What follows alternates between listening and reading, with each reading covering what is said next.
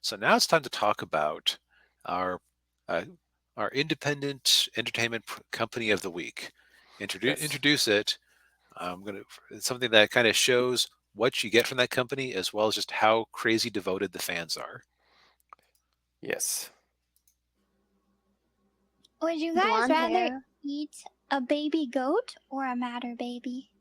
Listen, what do you want? No, I won't fall for it again. A baby goat or a matter baby? What's the matter, baby? Nothing much, sugar. What's the matter with you? I even gave you a warning, Sonia.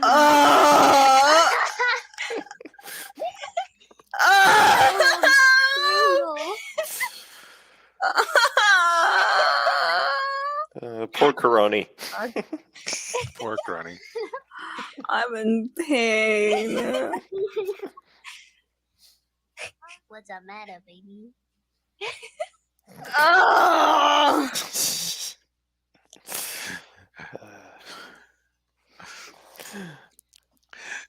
All right, so Tanigo was a Japanese man with an interest in technology who had a dream. Mhm. That dream was actually not to found a company of idols. Originally, and if you look up the company on Steam, they still actually have a few VR games up there. He seemed to be interested in 3D and VR development. The idea from what I've been told and heard in videos, the idea of the whole of getting into virtual VTubing came about because Tokino Sora, the first of their stable, actually approached his company about it. Okay. And boy, has it paid off. So before we get into the financials, let's have a quick look at uh, what Cover has to say about themselves. So they actually have a mission statement right here. And it's noteworthy that they have a Japanese and an English page. Together, let's create culture loved by all. We are continuing to build a platform to bring together unique and diverse content creators with dazzling abilities while providing a stage for them to perform to the fullest. We create brand new experiences of the highest quality by utilizing cutting edge technologies. We bring about the best possible 2D entertainment loved by all, transcending age, gender, and nationality. To bring all this to fruition, we continue to challenge the norm. Very good mission statement there. Yes, and basically they're trying to promote Japanese entertainment culture. Now, the form that this has taken is, uh, it occurs to me that that was a fan animation we were watching there, might not give somebody who hadn't actually seen one of these before a decent idea of what it was. So let's watch a little bit of a promotional video that they filmed for uh, the uh, Nishin packaged food company. Yes. So they use, actually going to play a little bit here because this is actually a song you can listen to on Spotify. Spoiler alert. So it may get us claimed, so let's just watch a little bit. Yeah, it's basically anime girls with motion capture. Specifically, you have a stable of streamers and performers who most of the time they're doing what's called the live 2D, which is kind of like a more flat view. Let's see if we can find a good example of that. And we won't worry about it. Basically, it's a drawn looking anime character where it uses technology similar to Microsoft's old Kinect to track your motions and map them onto the character. Oh, nice. So how has this paid off for them? When I heard somewhere that they had uh, that they had gone public, and I said, okay, well, I wonder what's the actual value of the company. And someone was like, oh, that would be very hard to dig up. Turned out that Market Watch happened to have it. So we've got now these are all in yen, And fortunately, I had the foresight to pop this in. Fun fact. Fun fact: the Microsoft Calculator actually has a built-in currency conversion function, which is very handy. Yes. The company's stock market or total market capital value translates to about 890 US dollars. This is kind of nuts because that's the kind of in Silicon Valley investing, they talk about unicorn companies who are the ones who can get to $1 billion market valuation. And this is like this is an outside entertainment company that just kind of stumbled into this to an extent. Yeah. Now, mind you, since they settled on that path, they've had uh, a very disciplined growth strategy. But still, it's kind of nuts. Yeah. Now, if we look at how much money they actually make, now this chart is backwards here. You'll notice that it looks like their revenue declined 50%, but that's because I suspect that the charts that MarketWatch pulled from to make this page automatically were laid out in Japanese style, so that it was reading right to left on that one, so the years are wrong. Yeah. So for 2022, they made about $100 million in revenue, which is kind of nuts, Yeah. with a profit of $9 million, Hmm. which is very respectable. Yeah. I suspect that part of the reason they went public is they recently completed a 2 billion yen 2 billion yen worth of to make a giant 3D recording studio, which has a couple of interesting factors. One, this means that they no longer have to rent the space. Two, if it's not being used, they can rent it out to other people Yeah. for motion capture and the like. Yeah. Ninja Toad says, yeah, people are into anime girls who act nice on the camera. Also funny clips. Yeah. Yes, they are. And let's take a look at a couple of highlights of the company's success. First off, their most subscribed member on YouTube is Gargura, who is currently sitting at 4.31 million subscribers with an M. Yes. Now, this is no PewDiePie or Mr. Beast or whatnot, but for something that's kind of niche, this is rather insane. Yeah. Actually, more than a lot of the the political commentators too. Right. Like, let's pick on how many Garguras is Tim Pool? Yeah, he is 1/3 of a Gargura. Yeah. Sorry, Tim. Maybe try to be cuter. Yes. No, don't play that. But you could go, okay, well, there are lots of channels that have millions upon millions of subscribers, but very few people are actually still active. Mm-hmm. This seemed like Hololive was just a fad in 2020. We'll ignore the revenue amount there. Nobody's watching it anymore, are they? Well, a grand total of 1, 2, 3, 4, 5, 6 of the top 10 most watched female streamers in Q1 of 2023 are Hololive members, Yeah. with Picora being number 1.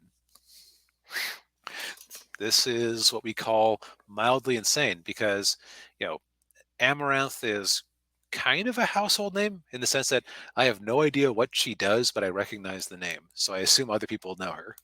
I don't even think Amaranth knows what Amaranth does. Yeah, that's entirely possible.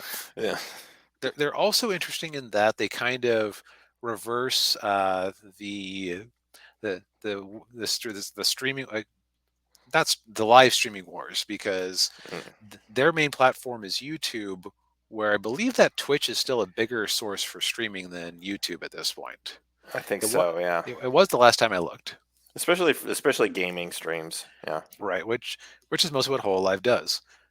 Now, on a level, you could see it as kind of negative and parasocial because it's like a fake girlfriend or whatever. Right. So, on the other hand, um, it's just like that clip I saw there. It's just legitimately funny moments by entertainers riffing live, Mhm.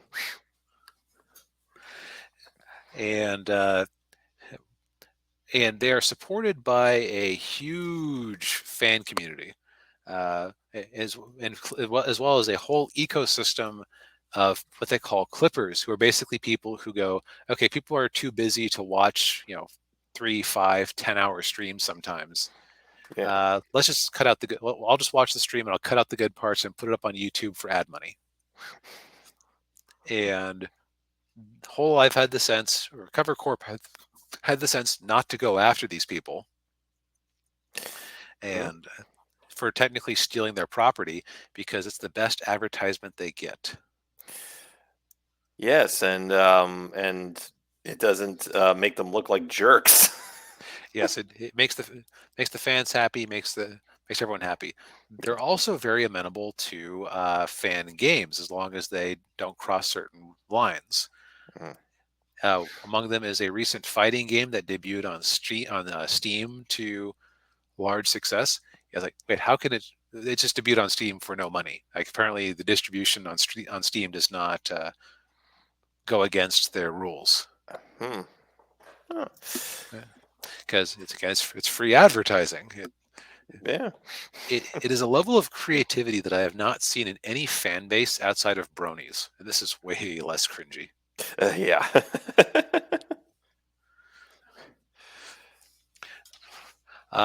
Now you might that $100 million of revenue really surprised me initially because I'd had in my head that their money came from YouTube ads, super chats, and memberships, Yeah. and they have between their male division Holostars, Hololive English, Hololive Japan, Hololive Indonesia.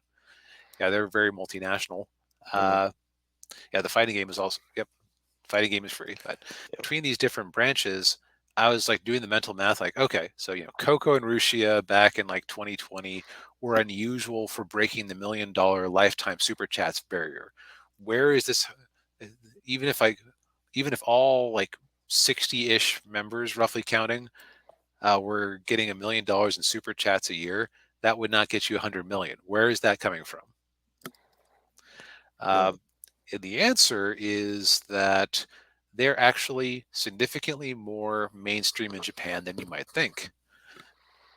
I forgot to pull this up, but they've been running ad campaigns in some of the busiest train stations in Japan with ads where you have the girls superimposed next to a person, like, one of the members almost said it sounded like a cult, whole life, your new daily habit, or something like that.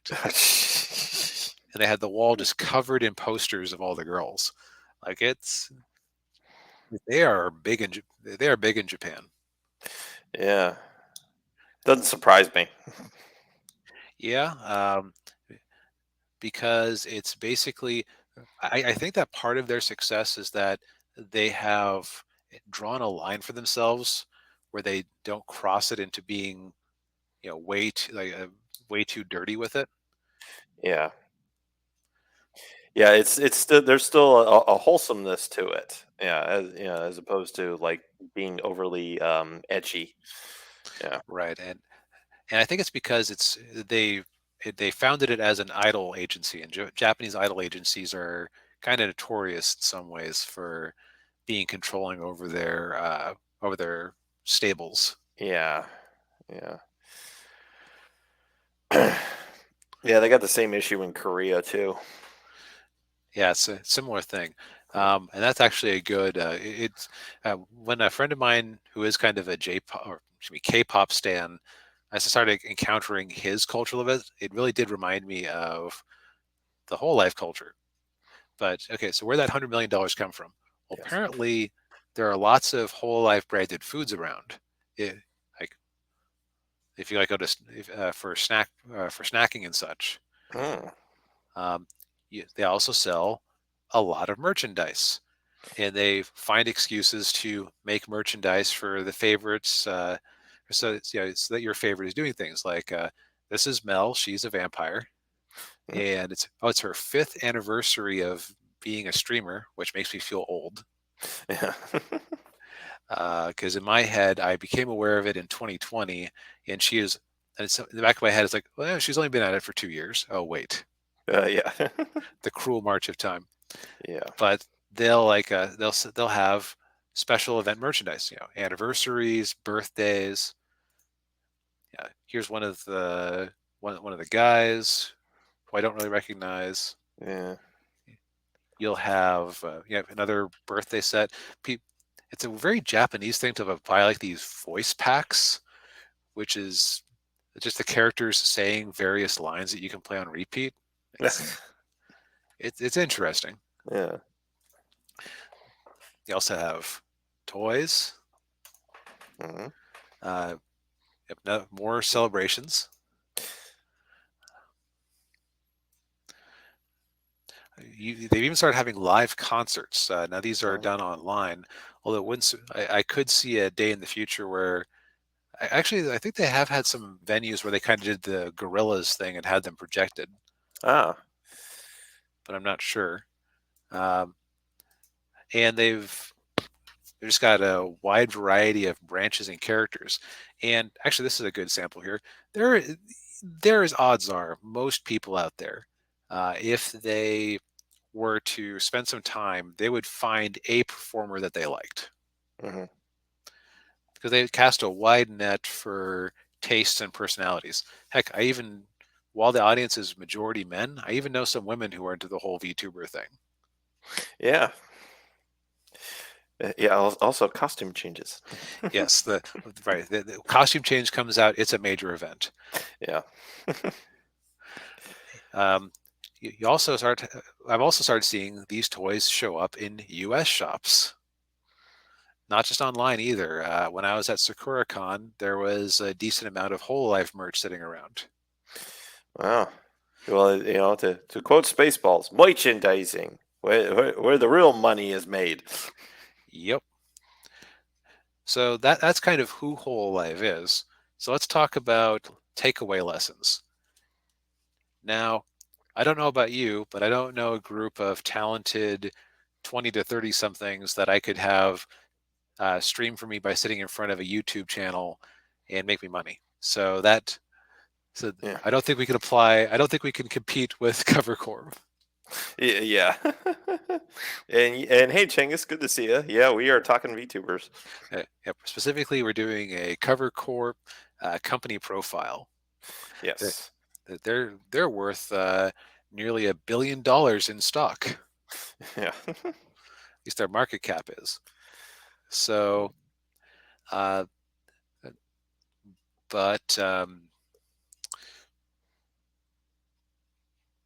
okay, yeah, that's right. So we don't know again, I don't have a stable of 20 to 30 something talented streamers who I can buy VTuber rigs for and put them to work. So darn, that plan is out the door. Yeah. So I think that our bigger lesson is that people still are attracted to attractive ladies, Hmm. no matter what Dove says. Yes. Or Miller Light. Yeah. Yep. This is, to an extent, preying on male proclivities, is the way I'll put it. Hmm. But as long as everybody's enjoying themselves, no harm done. Right. Yeah. As long as everybody simps responsibly, and although you see some of these live streams and you're just kind of astounded at people dropping, $100 super chats left and right. Yeah. Yeah. Well, I mean, as long as they're spending wisely. Yep. If it makes them happy, Yeah. and they can afford it, then no harm done. Yes.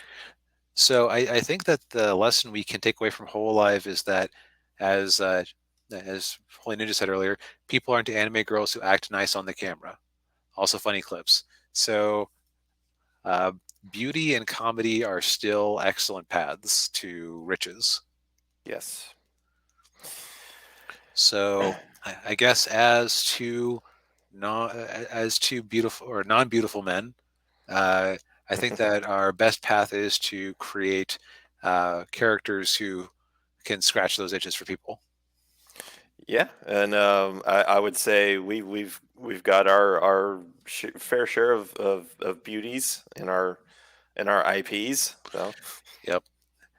What I need to do is to actually have a way to monetize that beauty rather than uh, have it just be in descriptions. But that's a later problem. yeah, But so in conclusion, Cover Corp, it's a company that I think has a good goal. It's nice to see a independent group like that just blow up in the course of I want to say 6 years or so. yeah, No, they say 2016 Cover Corp, so I think 7 years maybe of this particular yeah, business model. Um, and we didn't even get into like all the different things they do. Like if you go to Spotify, there's songs all over the place. They have so many revenue streams. I think that might be the other takeaway is have more than one way for people to like you. right, yeah,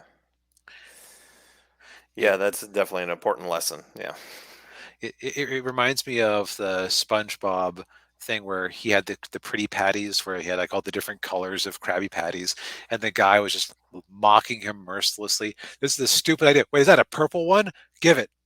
yeah, And and the reason I mentioned that is that, like I said, odds are most people would be able to find one who entertained them. But also, Mhm. let's say you had somebody who thought the whole waifu thing was stupid, uh, and they didn't want to go with it. Well, let's see here. I had this tab open earlier.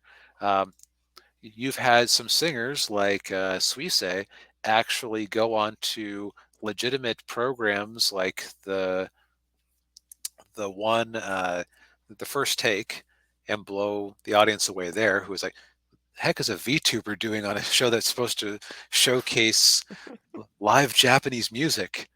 yeah, Then she blew them away because she's an amazing singer. yeah. um, there is also there was some other way that they made oh yeah also one of them Subaru has a TV show Yeah. where she brings on music performers. Yeah. So they're a going concern. Yeah. Uh, and that's part of what inspired this was we often talk about failures like killing Ms. Marvel off or Guardians of the Galaxy still kind of having a rough ride to profitability. So it's good sometimes to remember that there are companies out there uh, that actually pay attention to their primary demographic. Yes. Yeah, it's always important to highlight alternatives. People who are actually yeah, like I said, doing a good job at entertaining, and they're not, like, yeah, they don't hate the people they're trying to entertain. Or if they do, they are extremely good at hiding it. Yes. uh, yeah. Well, I think that wraps up that particular story for the night. Yes. Yeah, that was a lot of fun to talk about. Oh my gosh. Okay, Daniel, don't cut this out. Another one right now. Maury Calliope is doing a sponsor for stream for Raid Shadow Legends. Oh, you've fallen to the dark side. Oof. Yeah. Yeah.